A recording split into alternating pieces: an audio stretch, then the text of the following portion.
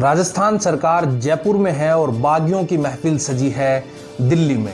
इस महफिल की अगर कोई वाहवाही लूट रहा है तो वह है डी कुम्हेर के विधायक, महाराजा सूरजमल के वंशज और भरतपुर राज परिवार के सदस्य विश्वेंद्र सिंह। विश्वेंद्र सिंह अपनी ही सरकार के खिलाफ बागी हो चुके हैं और पिछले कुछ दिनों से उनका शायराना अंदाज ट्विटर के माध्यम से खुलकर सामने आ रहा है। जहां एक तरफ सचिन असमंजस की स्थिति में है, वहीं दूसरी तरफ विश्वेंद्र सिंह मुखर हो रहे हैं। जहां सचिन शांत है, वहीं सिंह अपने विरोधियों को ललकार रहे हैं। नमस्कार, मैं अभिषेक और आप देख रहे हैं पंचनामा।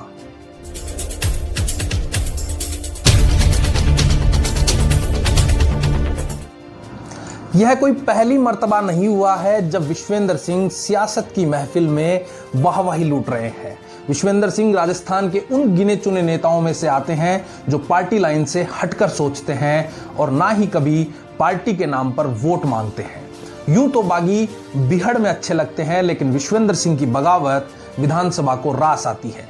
यह किस्सा है 1997 का, जब राजस्थान में भैरव सिंह शेखावत की सरकार थी और विश्वेंद्र सिंह अपने क्षेत्र से कांग्रेस के विधायक थे। इसी साल मुख्यमंत्री भैरव सिंह शेखावत को, जिन्हें राजस्थान के लोग सम्मान से बाबू साहब बुलाते हैं, अपने घुटनों का इलाज करवाने के लिए उन्हें अमेरिका जाना पड़ा।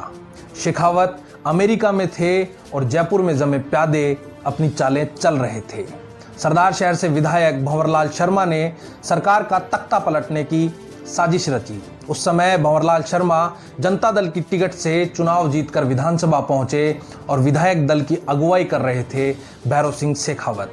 भैरव सिंह शेखावत और भंवरलाल शर्मा में राजनीतिक प्रभाव को लेकर अदावत थी। राजधानी में शेखावत की अनुपस्थिति ने भंवरलाल शर्मा को सरकार गिराने का मौका दिया। ऐसा कहा जाता है कि सरकार गिराने की साजिश में भाजपा के भी कुछ विधायक शामिल थे। शर्मा ने जल्दबाजी और हड़बड़ाहटी में एक बहुत बड़ी भूल कर दी थी। उन्होंने शेखावत खेमे के करौली विधायक रणजी मीणा को मंत्री बनाने का लालच दिया और यही वो भूल थी जिसने इस पूरी साजिश का खुलासा कर दिया, क्योंकि करौली विधायक रणजी मीणा शेखावत के सबसे वफादार विधायक माने जाते थे और रणजी मीणा ने इस साजिश की सूचना नरपत सिंह राजवी को दी। नरपत सिंह राजवी, जो कि भैरव सिंह शेखावत के दामाद हैं, उस समय इलाज के दौरान शेखावत के साथ अमेरिका में मौजूद थे। साजिश की सूचना मिलते ही भैरव सिंह शेखावत अपना इलाज अधूरा छोड़कर जयपुर लौटे, जहां एयरपोर्ट पर भाजपा समर्थकों और कार्यकर्ताओं ने शेखावत का गर्मजोशी से स्वागत किया। लेकिन एक और ऐसा शख्स था जो अंदर ही अंदर शेखावत की मदद करने के लिए तैयार था। उस शख्स का नाम था विधायक विश्वेंद्र सिंह।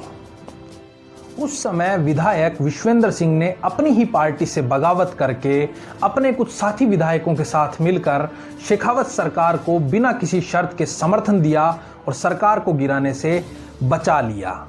उस समय राजस्थान की राजनीति में एक नारा बुलंद हुआ करता था कि राजस्थान का एक ही सिंह भैरव सिंह, भैरव सिंह। लेकिन इस सियासी उठापटक में अब दो सिंह थे, एक भैरव सिंह और दूसरे विश्वेंद्र सिंह। आज भी दोनों परिवारों के बीच में वही रिश्ता उसी मजबूती के साथ में कायम है। भैरव सिंह शेखावत के दोहिते और भारतीय जनता पार्टी के युवा नेता अभिमन्यु सिंह राजवी से पंचनामा ने उनके और विश्वेंद्र सिंह के पारिवारिक संबंधों पर चर्चा की। राजवी ने बताया कि उनकी मां रतन कंवर विश्वेंद्र सिंह को अपना भाई मानती हैं और विश्वेंद्र सिंह भी हर रक्षाबंधन पर उनसे राखी बंधवाते हैं। राजवी हमें बताते हैं कि वो विश्वेंद्र सिंह को अपना मामा कहते हैं और विश्वेंद्र सिंह भी उन्हें भांजे जैसा स्नेह देते हैं। यह भैरव सिंह शेखावत के सियासत के दौर की ही खूबसूरती थी, जो अक्सर कहा करते थे कि राजनीति में विरोधी होते हैं, दुश्मन नहीं। कुछ सालों बाद भैरव सिंह शेखावत उपराष्ट्रपति बनकर दिल्ली पहुंचे और विश्वेंद्र सिंह राजस्थान की भाजपा में ही बने रहे। सत्ता बदली, नेतृत्व बदला और अब राजस्थान का ताज था वसुंधरा राजे के सिर पर। मुनीर नियाजी का एक शेर है कि तुमने तो आदत सी बना ली है मुनीर अपनी, जिस भी शहर में रहना बस उकताए हुए रहना। सो विश्वेंद्र सिंह वसुंधरा राजे से तालमेल नहीं बिठा पाए और एक बार फिर बगावत करके कांग्रेस में चले गए। कांग्रेस से विधायक बने, मंत्री बने और एक बार फिर बगावत कर दी। हाल ही में राजस्थान में हो रही सियासी उठापटक में सचिन पायलट गुट का नेतृत्व अपने निराले अंदाज से यदि कोई कर रहे हैं तो वो विश्वेंद्र सिंह ही है। यह बगावत भरतपुर की है और भरतपुर के पानी की तासीर ही कुछ ऐसी है कि बगावत अब उसकी फितरत में रच बस गई है। खबरों को जानने के लिए जुड़े रहिए पंचनामा के साथ। बहुत बहुत धन्यवाद।